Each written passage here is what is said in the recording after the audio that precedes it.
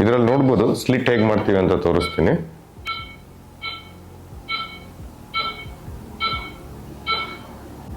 So ಈಗ ಮಾಡಿರೋ slits ಅಲ್ಲಿ we use keep implanter and ಇಂಪ್ಲಾಂಟೇಶನ್ಗೆ ಹೆಲ್ಪ್ ಆಗುತ್ತೆ ಅದು. ಇದರಲ್ಲಿ ನೋಡ್ಬೋದು ಇದು ಅವ್ರದ್ದು ಡೋನರ್ ಏರಿಯಾ. ಇದರಲ್ಲಿ ನಾನು FEU ಪ್ಲಾಂಟ್ ಮಾಡ್ತಾ ಇದ್ದೀನಿ. ಈಗ ಹೆಂಗ್ ಹಾರ್ವೆಸ್ಟ್ ಮಾಡೋದನ್ನ ತೋರಿಸ್ತೀನಿ.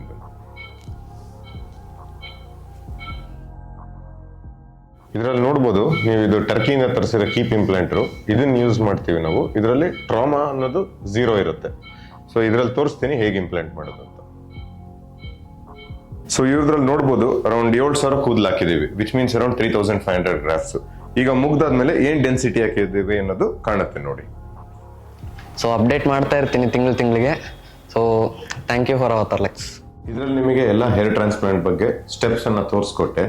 ಇದರಲ್ಲಿ ಏನು ಹೆದರ್ಕೊಳ್ಳೋ ಪಡೋದು ಏನೂ ಇಲ್ಲ. It's A safe procedure. ನೀವು ಹೇರ್ ಟ್ರಾನ್ಸ್ಪ್ಲಾಂಟ್ ಬಗ್ಗೆ ಇನ್ನೂ ತಿಳ್ಕೋಬೇಕು ಅಂದ್ರೆ ಈ ನಂಬರ್ನ ಕಾಂಟ್ಯಾಕ್ಟ್ ಮಾಡಿ.